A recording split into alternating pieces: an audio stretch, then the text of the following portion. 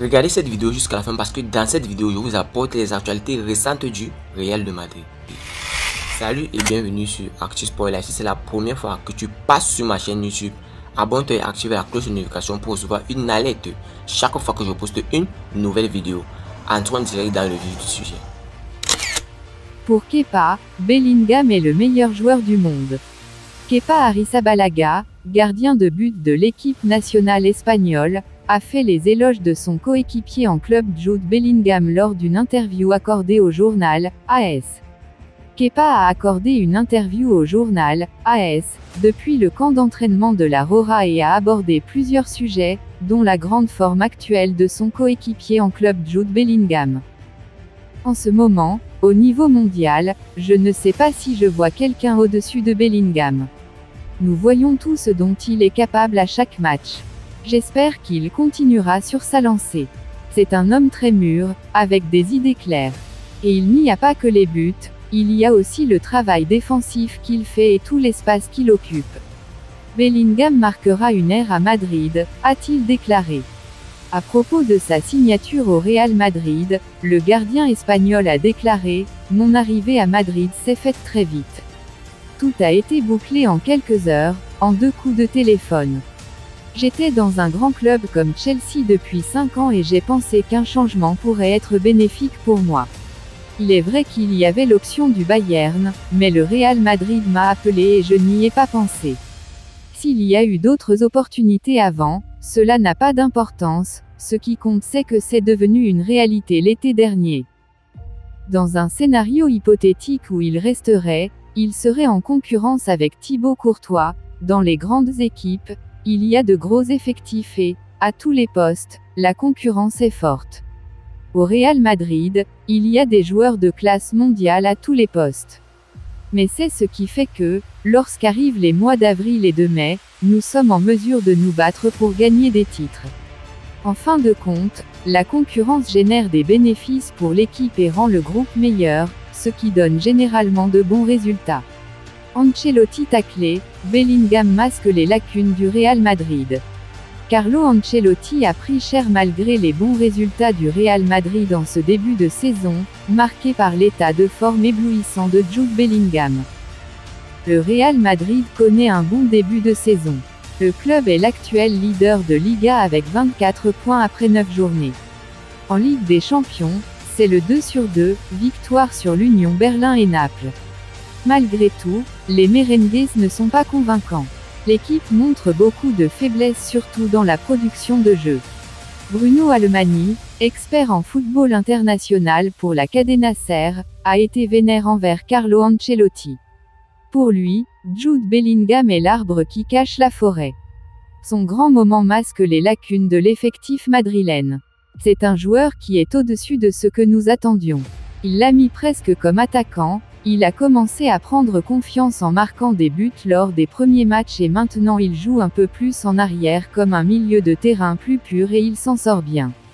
Il faut aussi reconnaître le mérite d'Ancelotti et la personnalité de ce garçon. Il dévore le terrain. Il a beaucoup de charisme.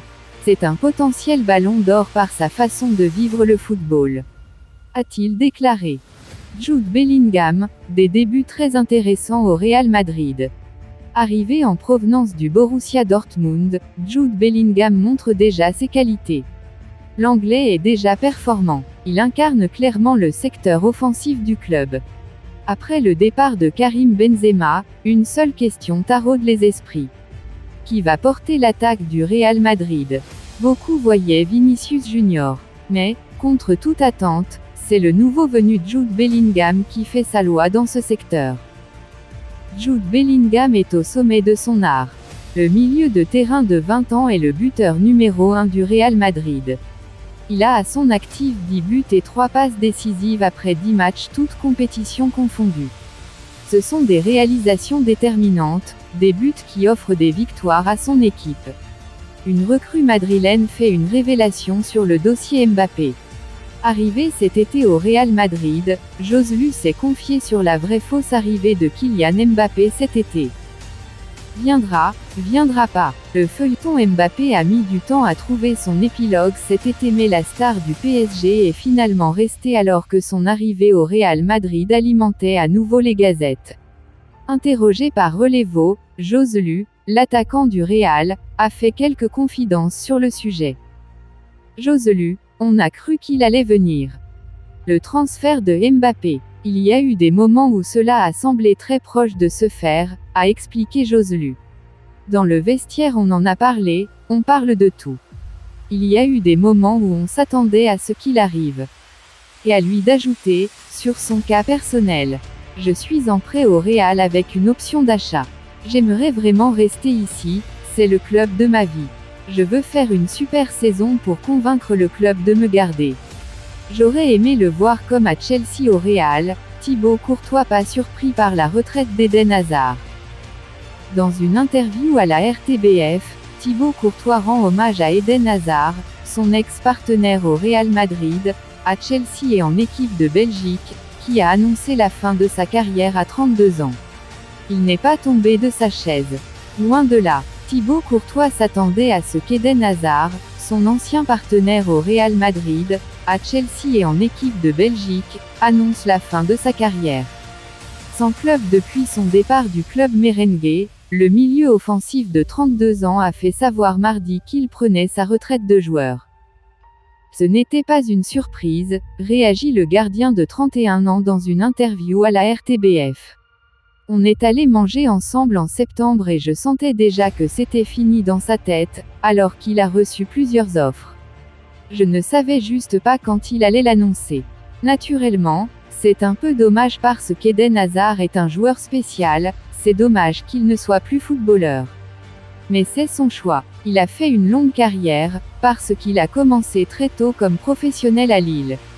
Donc au final, il a fait une jolie carrière. Nous, on doit être heureux de ce qu'il a fait pour notre pays et pour le monde du foot. On se verra au prochain barbecue Eden. De Londres à Madrid, en passant par les rassemblements des Diables Rouges, Thibaut Courtois a pu profiter du talent hors du commun d'Eden Hazard. Il a également assisté aux premières loges à son déclin dans la capitale espagnole. C'est juste dommage pour lui de voir comment les dernières années de sa carrière se sont passées. Mais parfois ça fait partie du foot. Les petites blessures c'est toujours dommage, pour tous les joueurs. J'aurais aimé le voir jouer comme à Chelsea au Real Madrid mais parfois ça ne se passe pas comme prévu. Ça fait partie du foot. Au-delà de ses performances sur le terrain, Courtois salue également la personnalité d'Hazard, avec qui il atteint les demi-finales de la Coupe du Monde 2018, défaite 1-0 contre la France. C'est un grand joueur, une grande personne, tout le monde l'aime. C'est pour ça je pense que tout le monde est un peu déçu que ça ne soit pas passé comme on l'espérait au Real Madrid. Mais ça fait partie du sport. Je ne crois pas qu'on peut oublier le joueur Eden Hazard. Celui de Chelsea, de l'équipe nationale, c'était un des meilleurs joueurs au monde. On ne peut pas oublier ça, je lui souhaite tout le meilleur dans cette nouvelle étape de sa vie.